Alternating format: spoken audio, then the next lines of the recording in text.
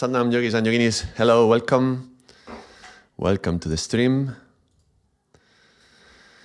So, one more time, one more video.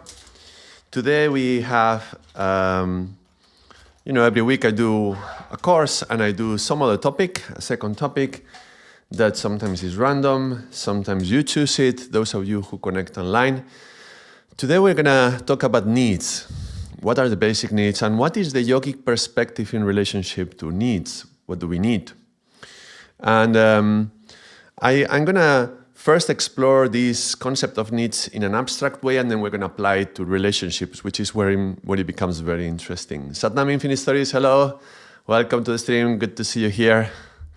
I was editing the videos from yesterday to prepare for the publishing as a separate video from the live streams. And I noticed there was this conversation we were having here in the chat. There was infinity and there was infinite stories. It was like infinite. It was quite funny.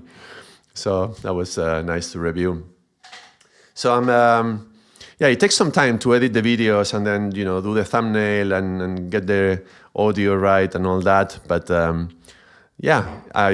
hope I'm getting the process, a good feeling for the process, so it can be a bit quicker. But yeah, it's not easy to prepare all that, but here we are, and we have the topic of needs. So what am I going to suggest is that we start by looking at the baby's needs. Yesterday we were talking about how when we were children, how they have to do everything for us. They have to change our nappies and feed us and take care of us in many levels. And we are just there receiving, in a passive way, receiving all this care and attention for us. So I think if we examine what are the basic core needs of a baby, then we can bring them up to adulthood, and that's going to be interesting. So let's see where this goes. Okay, I have reflected upon this a while, and but I haven't taught it many times. So I'm looking forward to see what comes out of this conversation. I'm actually thinking about talking about this because I was in Dubai just last week, and we were having a level 1 training, and the topic came up. So we kind of improvised it a little bit as well, and I think some things came up very interesting. So let's explore that. I'm going to take the topic as we were talking in Dubai, and then I'm going to develop it a little bit more. So let's start by thinking about a baby. Babies' needs. Let's take it like that. Feel free to contribute in the chat. If I'm just going to start and talk, but if anybody, if you want to say something, just say it in the chat as you feel that some are the most basic needs of the baby. And I'm gonna put, basically I'm gonna relate them, connect them to the numbers. So I think this is when it becomes more interesting. And of course, the course on numbers has just started, so we don't yet have the vocabulary to talk about numbers much. But you can think about it in terms of chakras as well. I think more people are familiar about chakras than on numbers. So let's say that there's generally, when we do these things, I always find, I look for 5 things, because it's like 5 elements. So when we are exploring from the perspective of yoga, very, very often in the world you find either 3 things like the 3 gunas, or you find 5 things like the 5 tattvas. So in this case, I think we're going to find that it aligns pretty well with 5 concepts.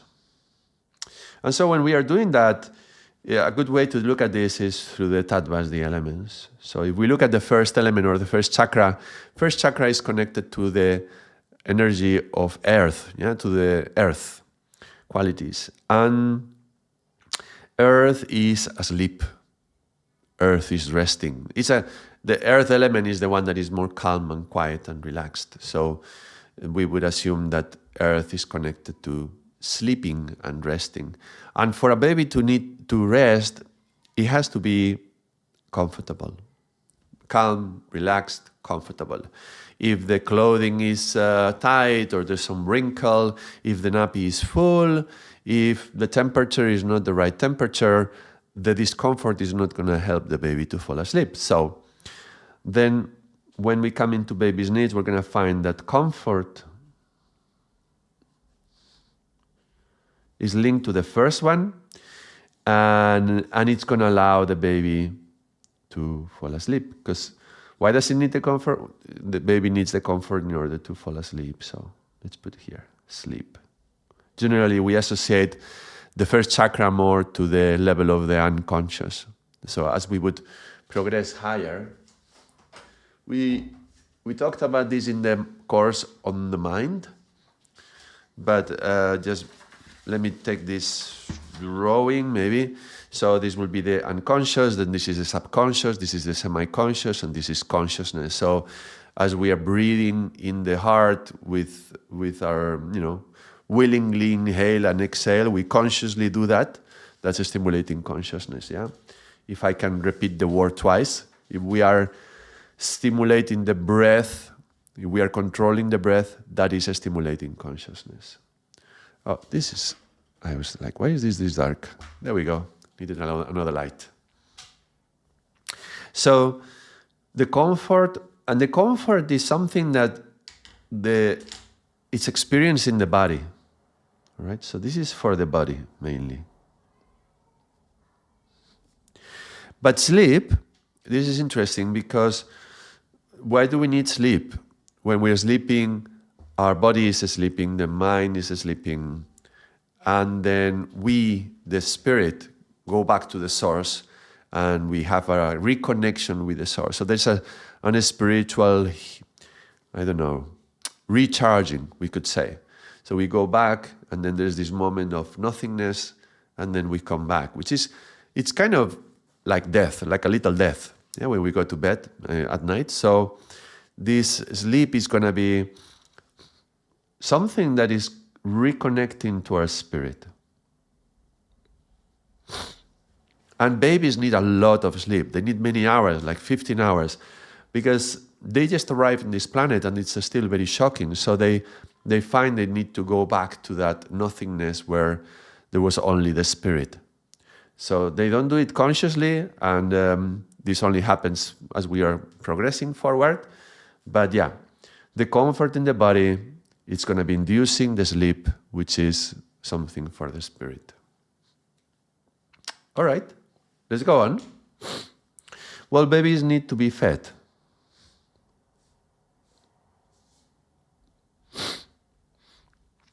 And feeding is going to have a double effect on the baby. On one side, it is the connection to the mother. The baby wants to breastfeed, so that moment of intimacy between the mother and the newborn child, that's something that is more connected about love and the heart-to-heart connection, yeah? So that's already giving us another clue. That's something that the baby also needs, this human touch and love, yeah? That's something that the baby needs. But I'm going to put it in the fourth chakra because that's where the heart is. So I'm going to put it here. And this is going to be especially for the heart. And it's going to be primarily at these first stages is more the mother, but eventually will become also the connection and the touch with the father. Yeah, as the baby is growing, the baby not only needs the touch and the love from the mother, but also from the father. So this is going to be, I'm going to put here, especially parents. Though, this is going to be progressing, especially throughout the ages. There's a number of life cycles, and as we move through the life cycles, we move from the mother, the attention to the mother, then we look for the father, then we look to the environment, the siblings, and people of similar age as us, like brothers and sisters, and then we go to the society, and then we go outside of the society. So it's like a natural progression from babyhood, childhood, adolescence, and maturity. We are moving what is our relationship to the environment and to the people around us. we're moving our focus, our attention. So this need for the love from these different layers, it will be evolving. But in the very beginning, we'll start with the mother, and very close by would be the father. So let me put it like that. So that was one of the reasons why the baby needs to feed, yeah? Not only what is eating, but also the touch and the love. But let's go back to this feeding. This would be, when we are feeding is because we need the energy.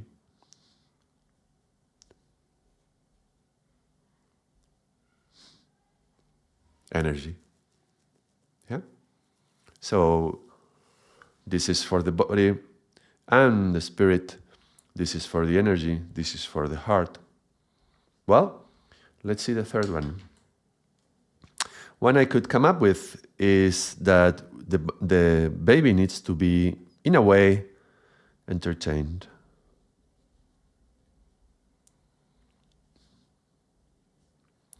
The baby is gonna, as soon as the baby is safe, if the baby is fed and clean and there's no discomfort in the body, then he's gonna look for things around the baby, around himself or herself, to stimulate the mind, yeah, to start learning things, to pick up an object and learn about the object and play with the object. It's through playing, really, that he learns, yeah. Entertain, needs to play, yeah, and play. Yeah. And this is primarily for the mind.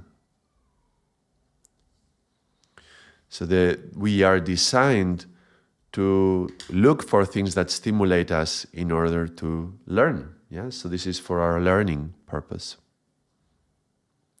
So that would be associated to the third chakra. Sorry, I didn't connect it very well. I connected the first chakra, like the comfort and the safety. Yeah, this would be safety too. Comfort and safe. First chakra, yeah? And the second chakra is energy, because the second chakra is associated with water, and energy flows like water. So that would be the second chakra. The third chakra I put here, they would be entertained and playing. Now that's third chakra, because third chakra is fire, and fire is joy and fun. So this is the having fun. Yeah, the baby needs to have fun as well. Then the fourth chakra linked to the heart, it's very clear. This is touch and love, so that's quite obvious. And the fifth chakra, this would be communication.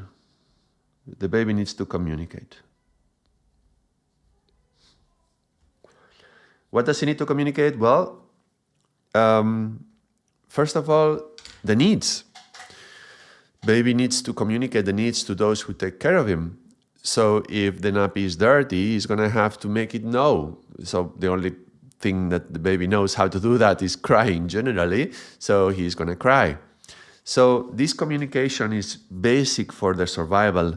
And yet it's like kind of going beyond all this, because the baby will need to communicate when he needs to be fed, when he needs to be he needs more safety, he needs to feel safe when he's sleepy, when he needs to be entertained, when he wants a hug. So this element is kind of beyond all of this, which is something that generally happens when we are looking at the tattvas, all the 5 elements. This is similar to when we look at the hand. Yeah, we have 1, 2, 3, 4 fingers, 1 thumb, and the thumb is special because it can touch all of the other fingers.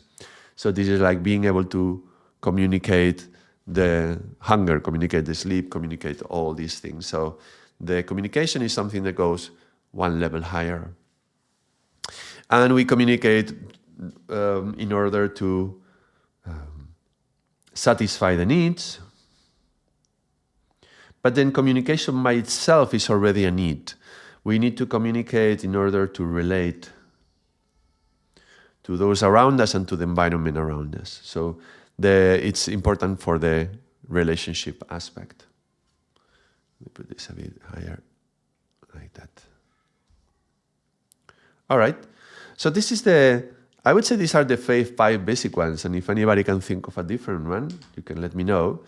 But I believe it would fall under one of these categories.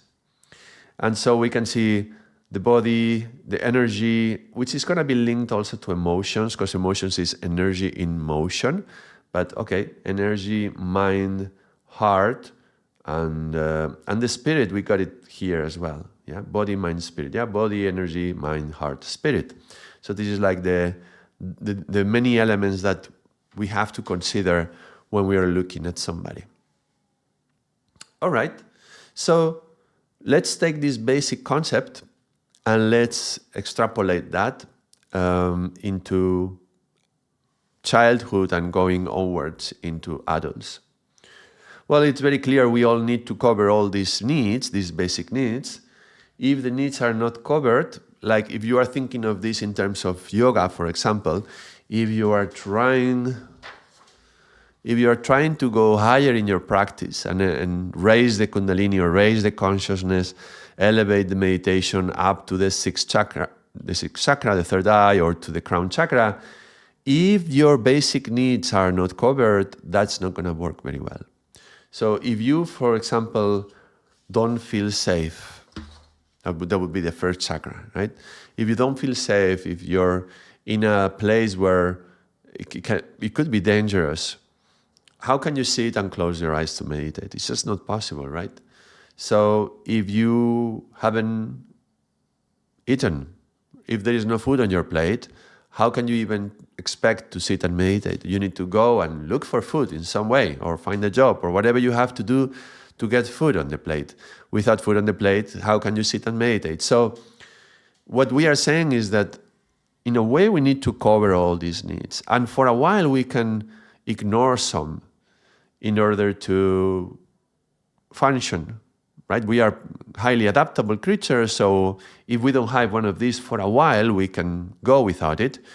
It also depends which one can you go without. Yeah, you can spend, I don't know, maybe 3 days without water. You can spend 3 weeks without food. Yeah, but only 3 minutes without air, maybe.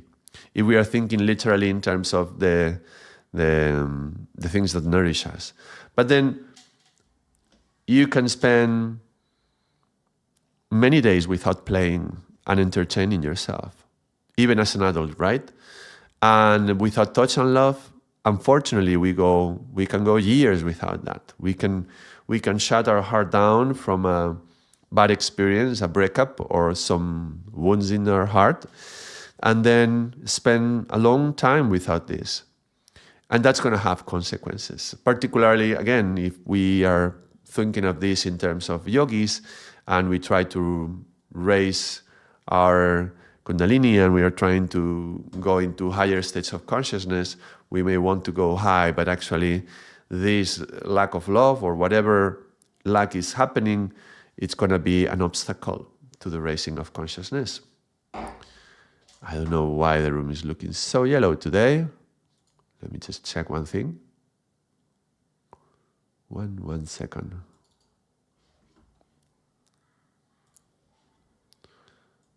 Oops.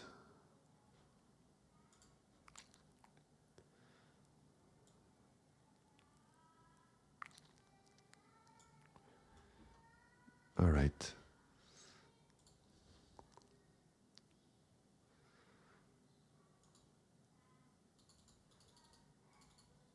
Sometimes it's difficult with these cameras because I have natural bright light here in the window, and it messes up the whole configuration of the system. So, but I haven't found any better system to do this. So, unless I close the window and I created all artificial light, which I do not enjoy, as you can imagine. So, we need light, right?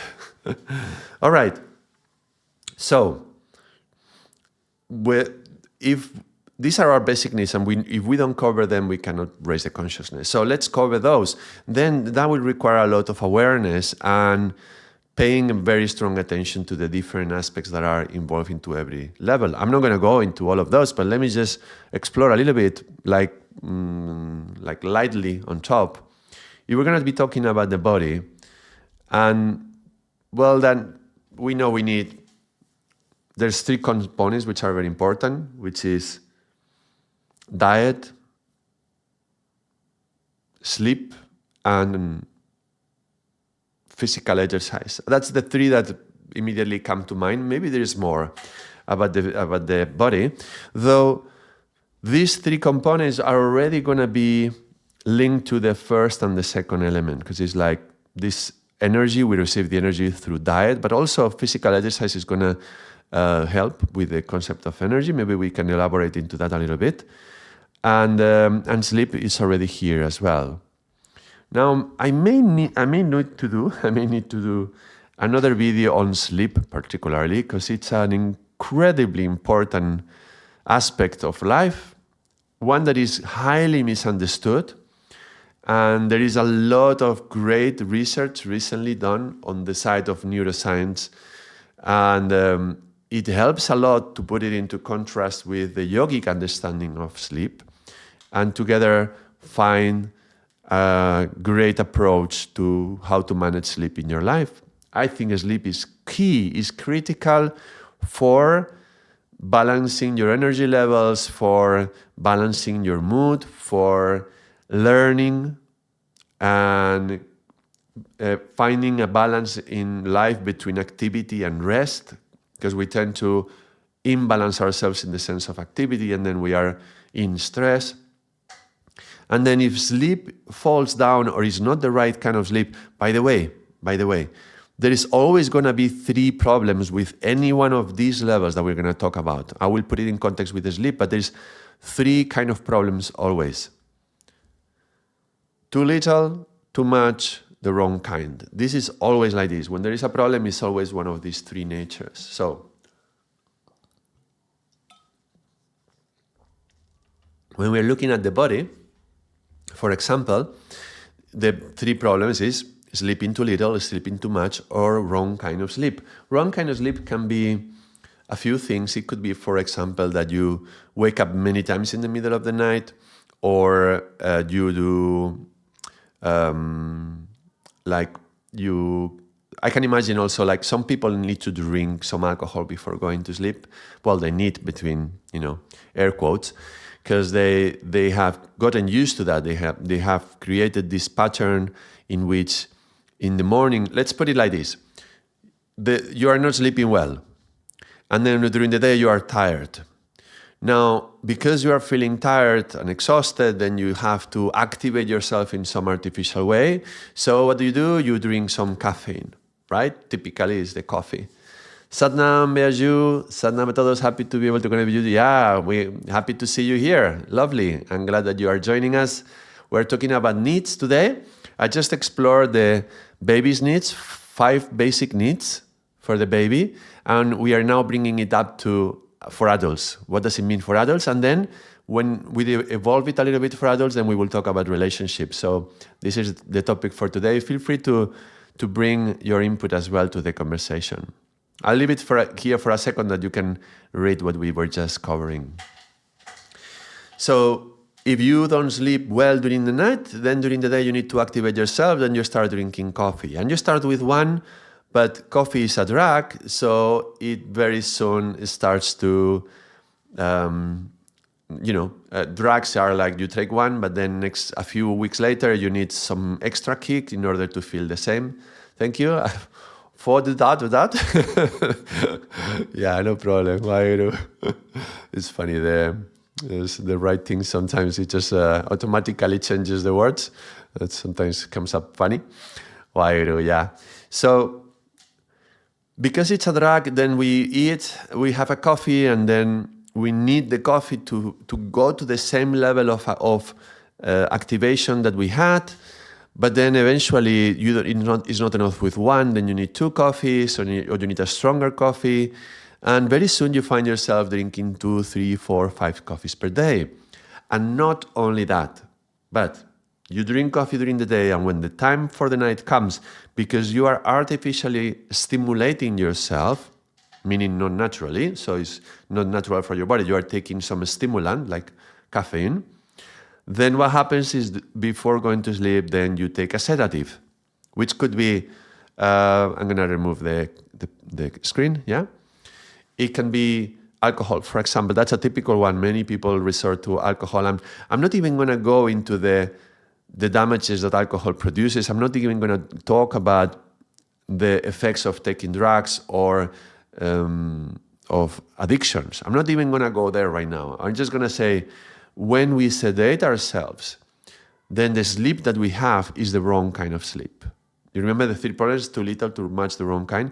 So maybe you are getting, let's say, 8 hours of sleep, but because you sedated yourself, the brain doesn't work in the same way, and you actually don't recover. The body doesn't regenerate, the mind doesn't regenerate in the same way that when it is natural, proper sleep. So sedation is creating the wrong kind of sleep. So that's an example of how to study too little, too much, the wrong kind in one aspect. Yeah, you could do the same with food.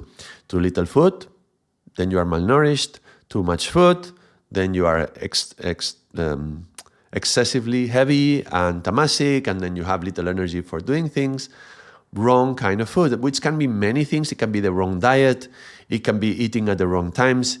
It can be eating too much on one meal and too little in another meal, which is not balanced in some way. Or eating food which could be healthy otherwise, but is not for your right type of body, which is something Ayurveda studies a lot. How is your body and what kind of food do you need to eat? So there's so many nuances, so many little details, so many things to pay attention to it's not easy. I think being a human being is like a whole life of learning, constantly adapting, constantly finding new ways to relate to those patterns, sleep and diet. I think I'm getting better with my diet. It's taken me a long time to get where I am right now, but I am far from mastery over that. I think, I don't know, can anyone say, I am a master of my diet? I feel like absolutely know exactly what I need to eat, anytime I need to eat it, and I do it. I'm perfectly aligned with the needs of my body. I would like to meet such a person because I don't know, I think most people, we have some sort of imbalance with that. I think with sleep, I'm much better than I used to be, but with diet, I'm still adapting, right?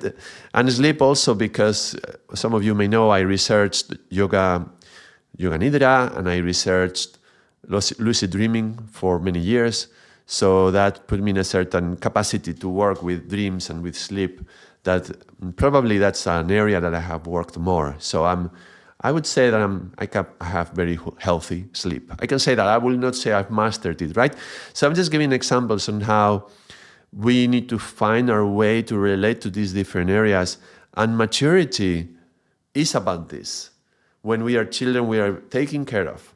People are taking care of us. When the baby, hopefully, the baby has these needs covered. Better or worse, but they have their needs covered. But as we are growing, childhood, adolescence into adulthood, there has to be a level of personal responsibility to choose to consciously go into all these aspects.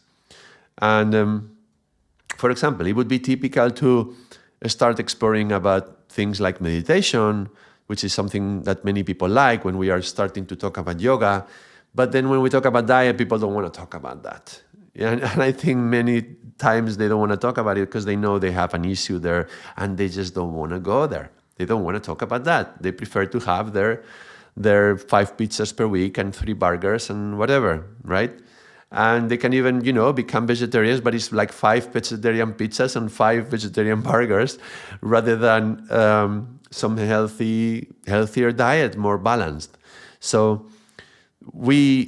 as we become adults, we need to take responsibility for all these aspects. And slowly, at some point, we have to sit ourselves. I mean, have you ever thought about this before today? Have you ever explored what are the basic needs of a person? And can I go into each one of those and ask myself, am I covered? How is my sleep? Is it too much, too little, or the wrong kind? Or is it healthy? Yeah. How is the comfort of my body? How is my body feeling? Am I full of tensions? Am I full of stress? Am I doing exercise? Too little exercise, too much exercise, the wrong kind of exercise.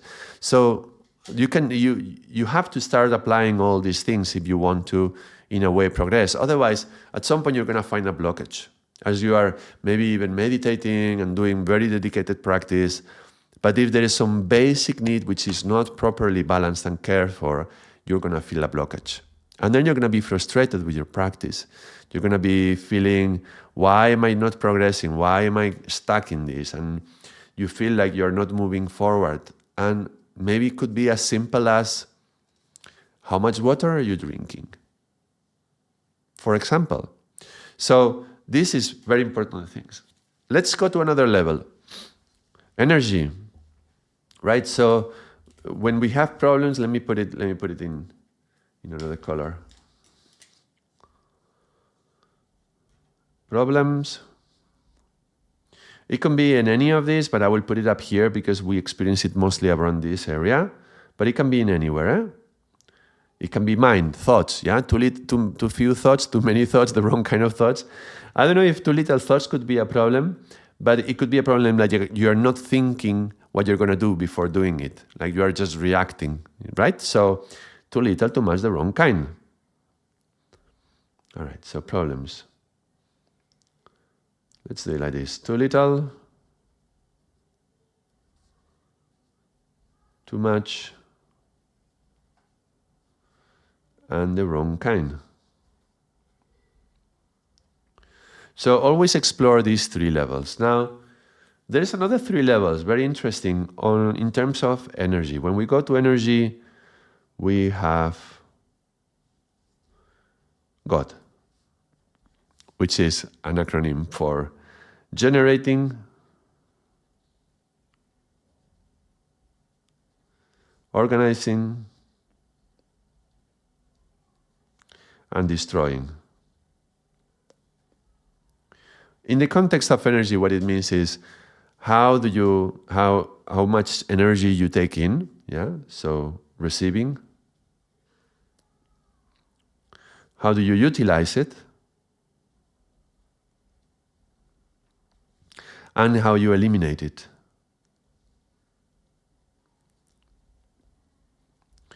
Sometimes, if you are experiencing a problem in the level of energy, then what is the issue? Are you receiving enough energy? And that will come in a number of levels. Receiving energy, we have a certain innate level of energy that is what we call prenatal energy. And that is associated to the kidneys in Chinese medicine. You can imagine both kidneys like a battery, and they are, the moment we are born, we have full battery, and when we die, or let's say when the battery ends, we die. Let's say like that. And that's like a prenatal energy. This is the level of energy that you have for your whole life. But then day to day, we are not using that energy most of the time. We're just using like a secondary day-to-day battery that we are charging and recharging and recharging. Now that battery charges and recharges in a number of ways. The most common would be sleeping. So when we are sleeping and having a good night of full rest, the day, but okay, let me write here the two batteries just to clarify. We will have the prenatal battery, yeah, and the postnatal or daily battery. I'm an engineer, so I like to use the term battery. You will not find that term in yoga. They will just say prenatal energy, right? And this is the kidney ones, and this is just the daily energy. Now the daily, as I mentioned, you can, when you're sleeping and having a good night of proper rest and sleep, then the daily energy charges up. What else? When you are eating good, healthy, balanced food, it charges up. Not to full, but it charges a little bit, yeah? During the night, it can charge up to full. Then we start doing activities like get up from bed and doing things, and the energy is going down. Then you have to do some extra effort, it will go down even more. But if then you go and stop for a good meal, and then it recharges, right? So it's sort of like going, the daily energy goes like this. It's like going down, and then you eat some food, it goes a bit higher. And then you are doing some exercise, it's going down. Then you eat a little bit more food. And then you have a good rest, maybe a nap in the middle of the day. Then the energy goes down again. And then you do a little bit of breath work, maybe some meditation. And then it's going down. And by nighttime, it's quite empty. And then you need to have a good night rest. to go back to the beginning, yeah? So this would be recharging over the night. So this would be the sun,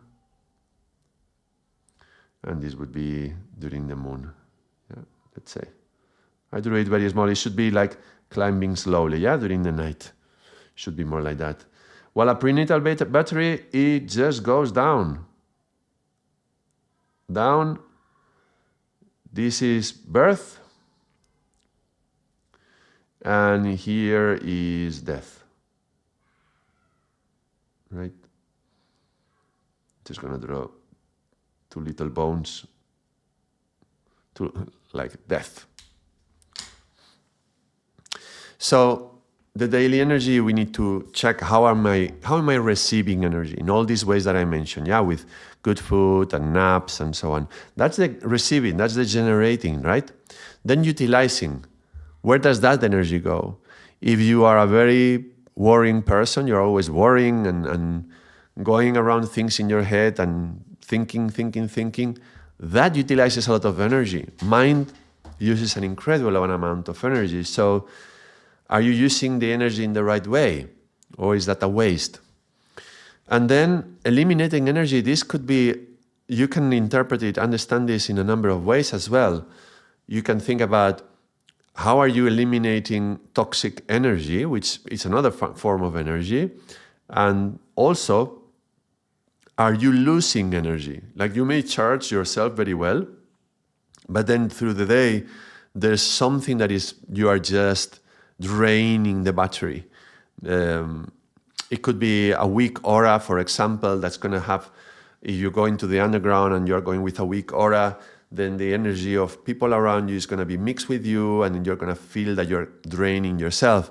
I find this a lot when I go to IKEA.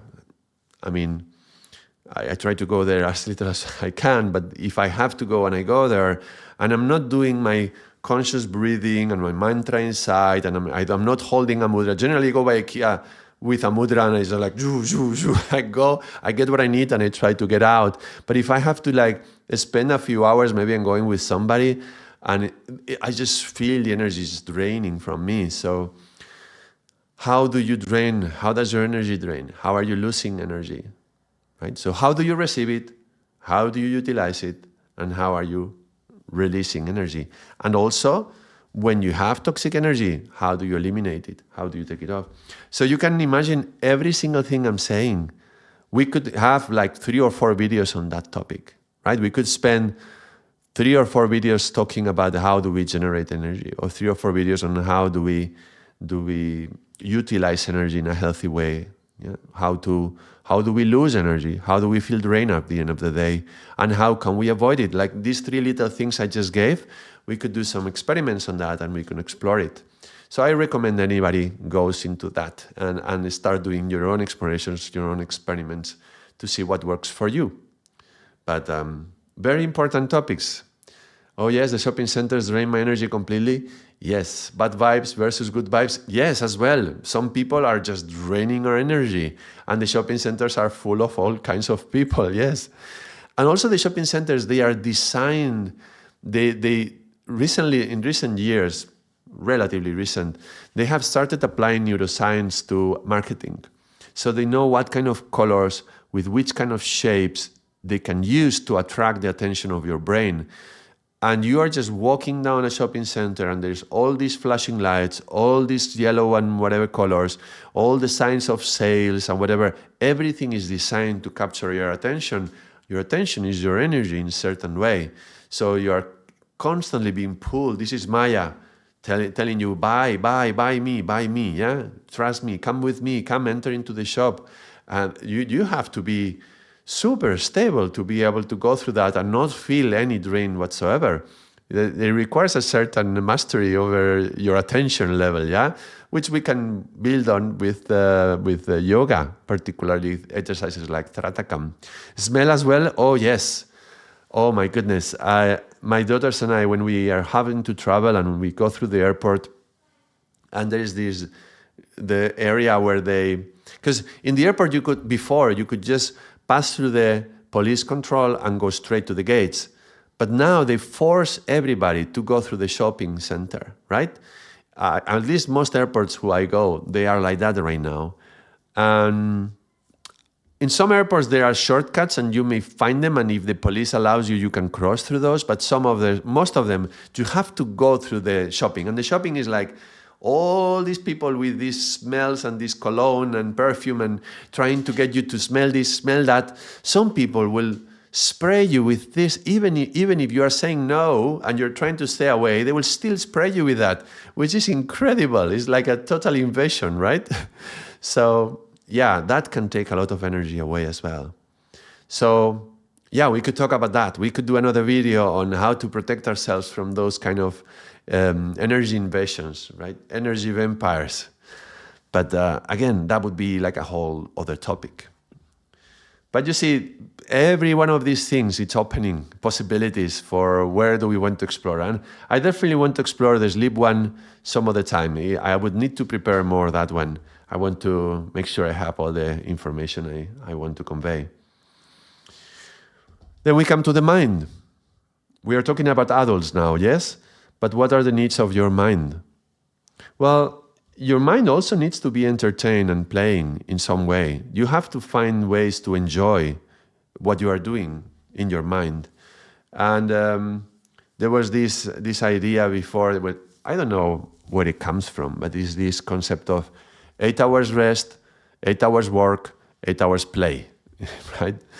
I don't know if it's play, in which way you want to say play, but I certainly think that apart from the work that we have to do, the other 8 hours, which, for most adults is with family, if you have family, then there has to be something enjoyable, something that you can, it's like a game for you. It's something that you really enjoy. And it doesn't have to be games. I'm talking maybe art, right?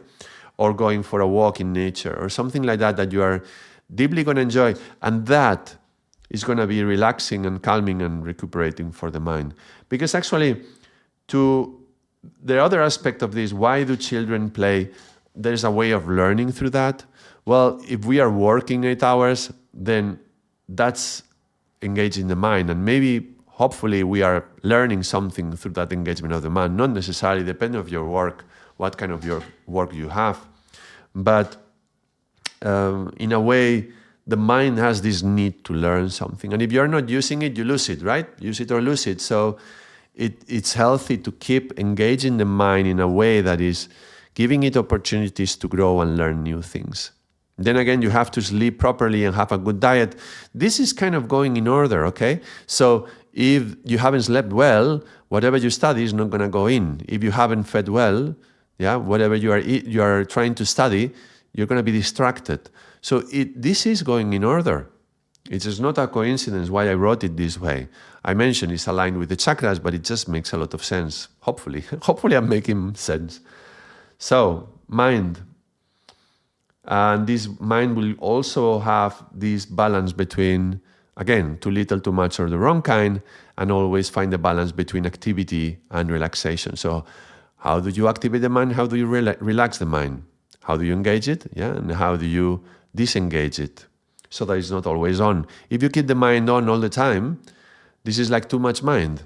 And that's going to be using a lot of energy, right? And probably utilizing the energy in the wrong way. Does it make sense? Yeah. And then we come to the heart and the needs of the heart. Well, they could be, again, we go into the too little, too much, or the wrong kind. But what would that mean in the level of the heart? Does it mean too much love? It's painful, it's bad for the heart? Not necessarily, but it's more about the energy that you give to the heart and how you are staying in the heart. Let's explore that concept for a moment. Too little heart is very obvious. When we are close in the heart and when we are out of some, it could be just a feeling of distrust because somebody said something that wasn't true, and then you close yourself to that person. Maybe a feeling of betrayal, maybe a feeling of just pain for something that has caused you some suffering. Those kind of experiences close our heart. We numb the heart. And when it is numb, then we are not feeling the pain. That's seems a good thing initially. It's not really, but okay. But then we operate from that state of closed heart, and we talked about it before, what the consequences of that are. Now, that's the too little. The too much heart. What does that mean? Particularly in the area of yoga, I've seen many people who come, and they come to yoga. Most people who come to yoga, they already come from a certain level of awareness or willingness to be happy, to be well, and to be well with other people.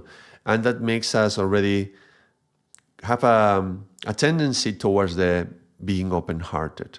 However, open-hearted, an imbalanced open heart with no balance in the first three chakras, right? If this what we call the lower triangle is not balanced, and then you are very open-hearted. Remember, this is your safety, your security, your protection, and your projection. If you go and you open your heart without having balanced this, then you are too exposed. And then, well, people can take advantage of you, or you somehow, this is a very common thing. People who are, they love others, they are serving others, they are helping others, they are doing things for others, but then their personal life is a mess. And maybe they don't have any money for whatever they would like to do. They are behind in the rent, and they are just in a challenging situation to even feed themselves maybe. But then they are so generous and so open and so giving and so much in their heart for doing things for others. But then for themselves, it's just closed. So you see how too much of the heart can also be, if it's not in balance, then it can be also karmic in some ways. And then the wrong kind is kind of connected in the same way. Yeah, wrong kind of giving. This is, you see, the heart it's a lot about offering. It's about sharing and serving. Yeah, and it's clearly linked to for others. Yeah, it's in a relationship to others outside. You see, up until now, these ones, the top three, there's no coincidence that those three. This is what we call the lower triangle, and we generally draw it as a triangle down here. Yeah, this is a different drawing. I'm not going to do it here, but. This is not a coincidence. These three are linked, excuse me, because these three are towards yourself. So when we are thinking about your level of energy, how do you receive energy, how you utilize it, and how you eliminate it, it's really for yourself. Nobody cares about that except you. You have to care for your diet. If you don't care for your diet, nobody is going to come and help you as an adult, right? This is for yourself. Sleep is not for others. We sleep for ourselves to recuperate ourselves. I mean, if we have a family, this is going to be mixed with the patterns and the habits of the family and the rhythms of the family. But really, sleep is for ourselves. We don't sleep for others. We don't eat for others. We eat for ourselves. We don't utilize the mind so that others benefit. I mean, we can think about ways to help others, but the mind is a very internal thing. It's a very personal thing. Now, the heart, though, the heart is in relationship to others. So we have made a transition from something that is personal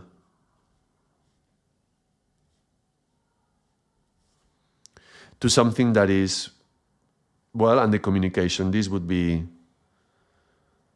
probably transpersonal.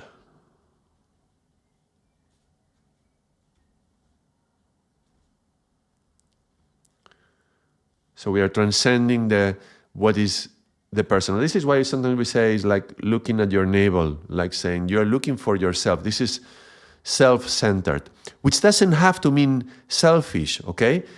It's important to be self-centered. It's also important. It's taking care of yourself, putting yourself in the center and say, well, let me take care of my needs. Now that's critical.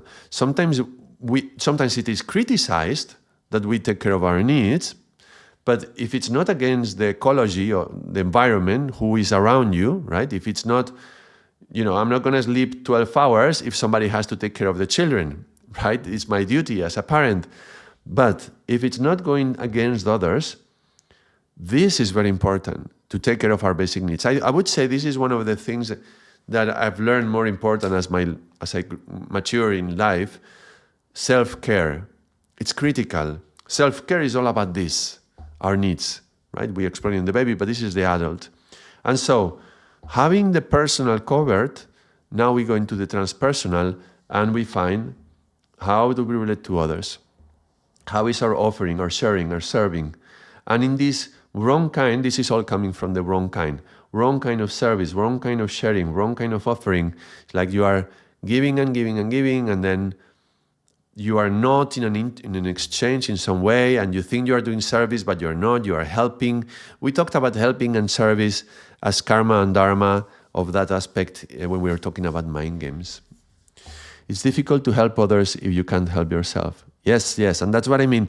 Some people come into yoga, they start helping, and then they find themselves in atrocious situations, really difficult economically, or the stability of their life, their moods are all over the place, and they're very willing to serve, but they themselves are very imbalanced. So there we go. And then the communique, remember I mentioned that it was kind of beyond all these four. It was kind of going on another level. We need to, as a baby, we need to communicate the needs. Later on, we need to relate to others for whatever level, not just communicating needs, but for any level. So, relationships. So far, so good? Any comment or question? Write it in the chat if you have anything.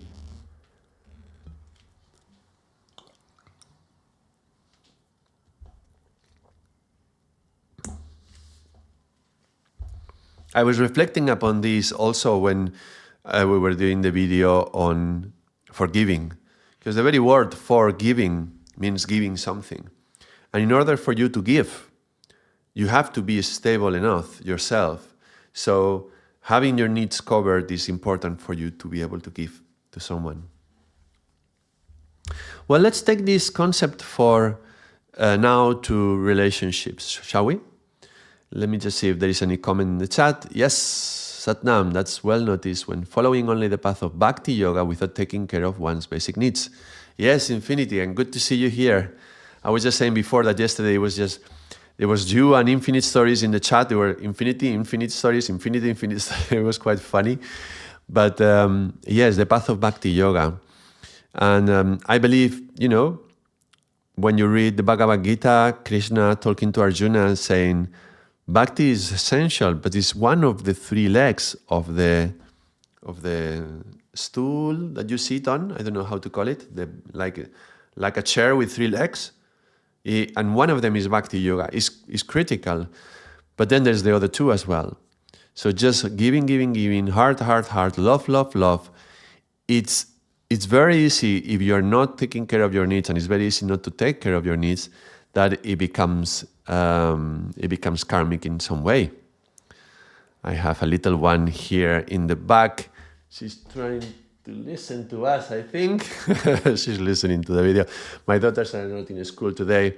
Yesterday was the major holiday in Portugal, celebrating the freedom and overthrowing the dictatorship 50 years ago. And so today they are skipping school. So I'm not going to take it too long, the video, but I want to make the comment about relationships. So let's look at a relationship. In general, when we are looking at somebody's life, there is life cycles. We probably benefit from exploring this concept in detail in another video. And there's a number of different life cycles, but let's take just the 7-year one.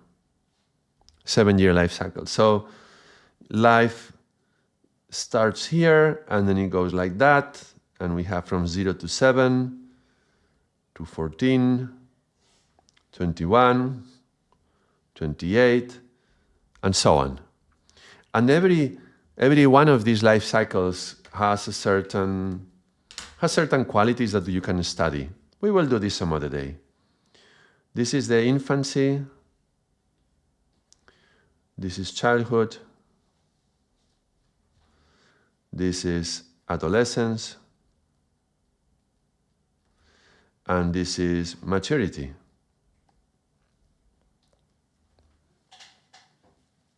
Let me just, 1 second, let me check if they need me, my daughters, 1 second.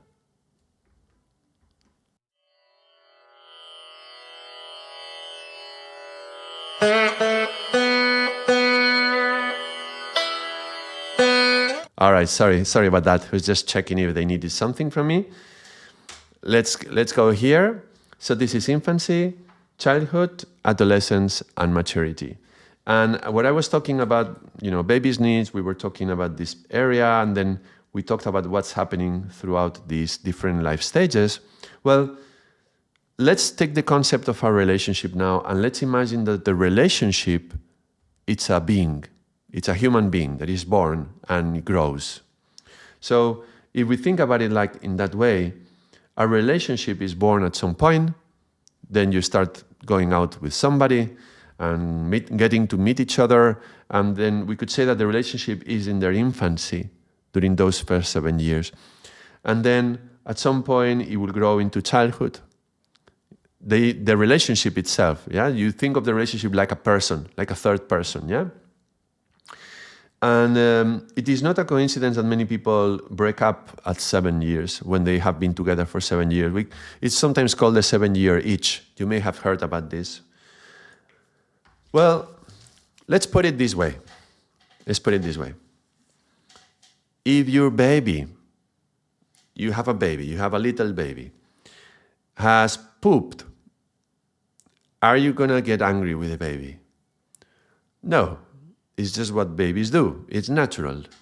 So a baby poops, you go and lovingly change the nappy, clean the baby, give him all your love and smiling and happy and loving, right?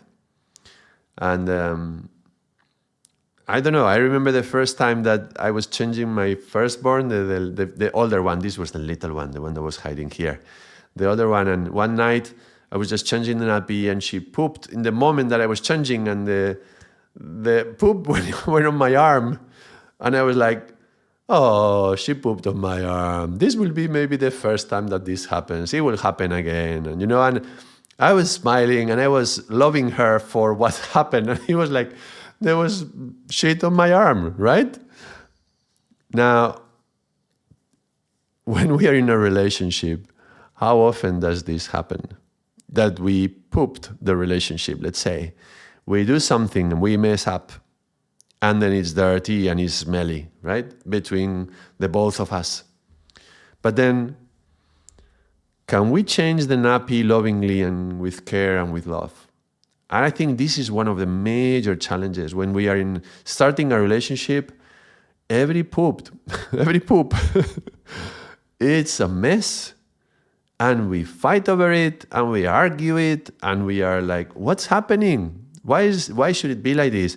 If we could think of a relationship like a little baby, and it's really that sensitive, and it's really that delicate as well.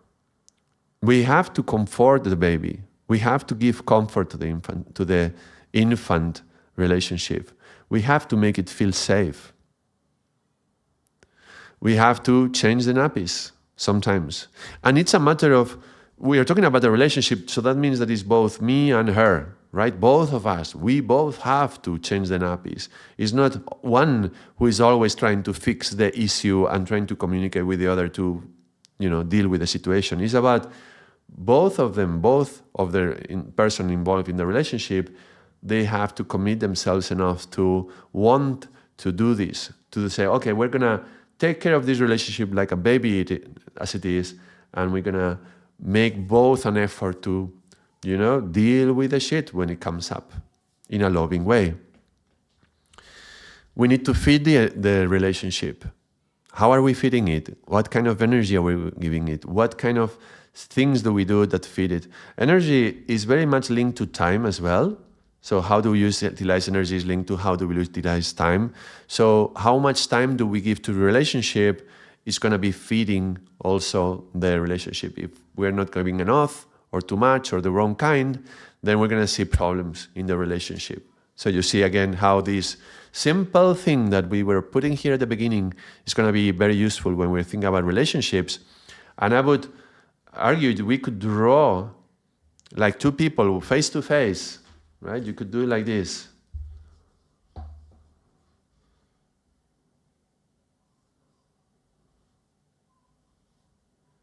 Right? The classical yogi that I generally do, and then the other one.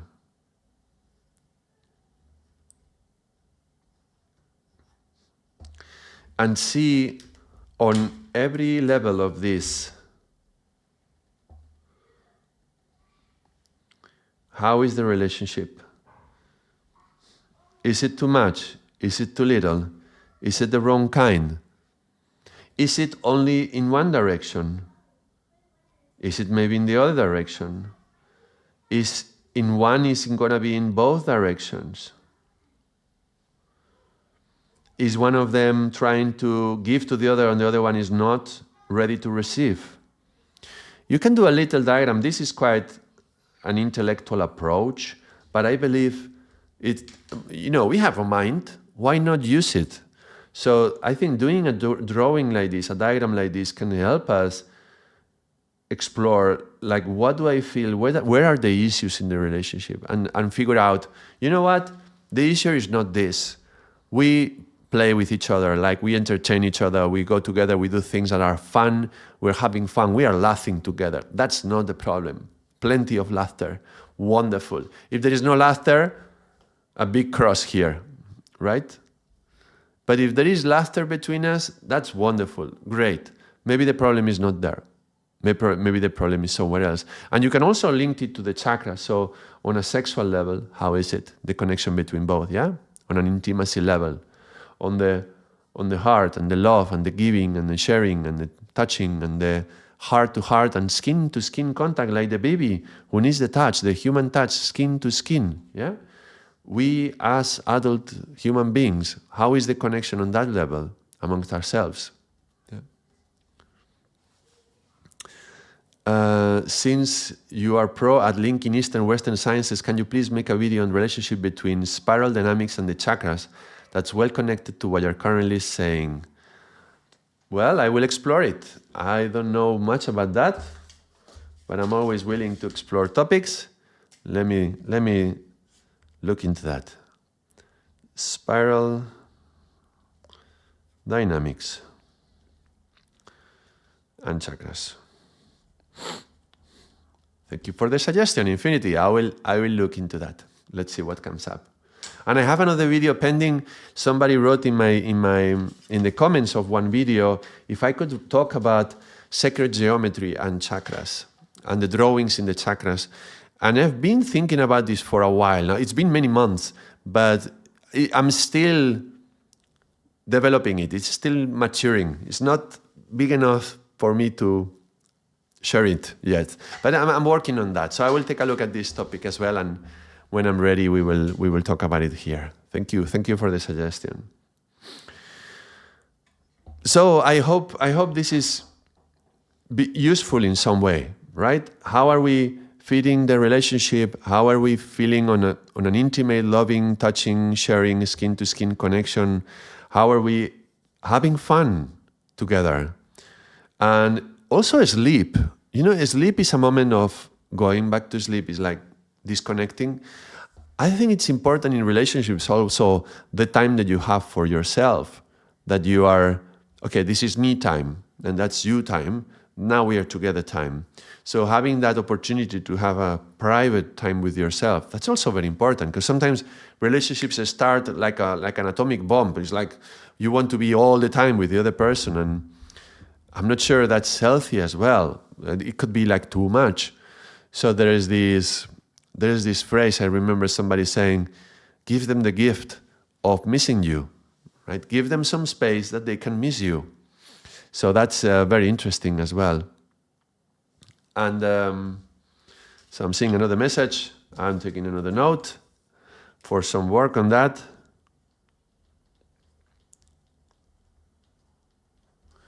Sacred Geometry, Dr. Robert Gilbert. Thank you very much.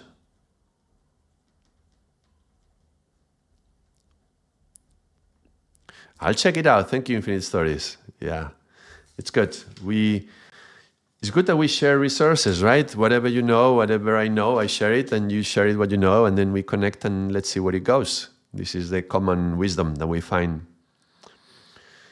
Well, let's just go into the last level, the communicate, and let me just do this. I see a relationship often like two cities.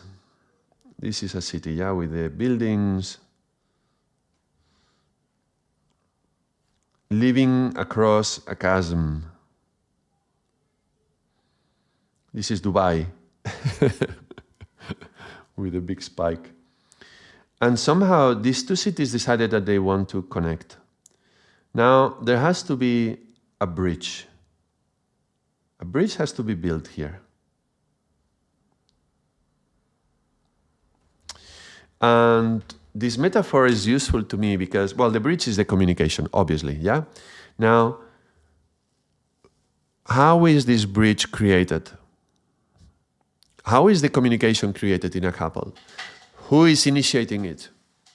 Is it always the same person? Is it always one who goes to the other one to ask for talking about something that is not working well?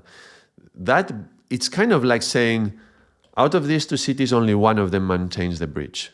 The other one just benefits from the bridge, you know, having exchange and trade or whatever they are passing through. And the other one is always the one who is building the bridge, building the bridge, building the bridge. Well, that's not a healthy balance if it's always one creating that. So I think that's always interesting as well to reflect when you are in a relationship. Who is creating the communication? Who is establishing it? Who is promoting it? Can we both agree that we need that? Can we both create a system, a pattern of maintaining that connection in the relationship? That's critical. And with life, as it advances and with the years, that sensitive, inner, very, very intimate and delicate moment of infancy, the first 7 years of a relationship, this is going to be like the most precarious bridge you can imagine, like a hanging bridge with some broken ropes, right? And slowly as the relationship matures, this can be like a good, properly engineered bridge. So that, you know, if someday there's big winds or big shocking waves or an earthquake or something, if something happens in our lives that is going to shake the foundations of the relationship, how do we communicate? How do we maintain this bridge? How do we build it up? How do we strengthen it slowly? It's going to determine whether the bridge is going to survive the storm. So it's just many metaphors, but I think the mind understands through metaphors, so hopefully they are useful to exploring the relationship. So giving you that, think about how is the communication between these two levels and these two levels and these two levels and these two levels. Am I giving safety and security to the other one, or is the other one giving it to me? Or are we in some way communicating that? There is a number of things which are going to be archetypal as well, because like, for example, women are very unstable in terms of emotions. And it's natural, it's just part of the essence of the woman. The woman is ruled by the moon, and the moon is waxing and waning and full and empty, and that's going to be full and new, right?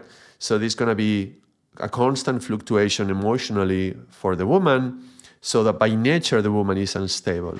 And by nature the man is ruled by the sun, and that's always there, every day wakes up, comes out. So the man is going to be more stable. So it would be natural that a man could provide more stability for the woman. I'm talking about a traditional couple, but like man and woman. But even if it's a homosexual couple, you could think that one has more male energy and the other one more female. This is just natural polarities within a couple. Even if it's homosexual, one will take more masculine, the other one more feminine. So the masculine energy would be providing more stability to the feminine side. And that would be natural. In the same way, on an emotional, or maybe let's say on the more heart level, it is natural that the woman who is more nurturing, and is, even the woman's instincts to hold a baby in the arms, to breastfeed, that same instinct, when in the couple, she will want to relate more on that level to the man. So it is okay if this is not balanced 100% in all the levels. But if you see many arrows going in that direction, many crosses on one side, and you see that the bridge is being maintained only from one area, that's not a good prognosis. So you deal with this, or there is a expiration date to the relationship, right? So we have to be, or one is ready to give everything just to hold the other one with them, and they will sacrifice everything just to keep the other person happy, which I don't think it's a healthy thing. But let's not put any label on that. Let's not judge it. Let's just say that this is what it is. This exists. There are these levels. There is a maturity, and we can all explore it. That's about it. That's about how much I have. I don't know how you are hearing this. Does it make sense or not? Is it serving in some way or not? I hope it is bringing some new perspective and making us reflect upon this. I would say, I wish they talked about this when we are in school. I wish they talked about these most basic elements of being a human being. Like, what are our needs? I wish all of us at some point in life asked ourselves, what do I really need? And am I covered? Are my needs covered? Are my needs met? Do I feel safe inside? Do I feel that I'm balanced in my use of energy? Do I feel happy? Because this is going to link to happiness. Do I feel joy in life? Do I feel love in life? So I wish they were teaching this in school, and we don't have to find out when we are 30, 40, 50 years old. But well, at least in yoga we can provide this angle and reflect upon this. Anybody who has any comment, any sharing, any thought, any idea, if you are watching the video and you would like to share it, then please do so. If you have enjoyed this video, if you are here until the end, and if you haven't liked the video, please do so. It's very easy to just click the button, and it helps the video as well. But in any case, thank you very much for watching. Thank you for being here. Thank you all of you who are connecting every day that I'm online and sharing. And until next time, Sadam.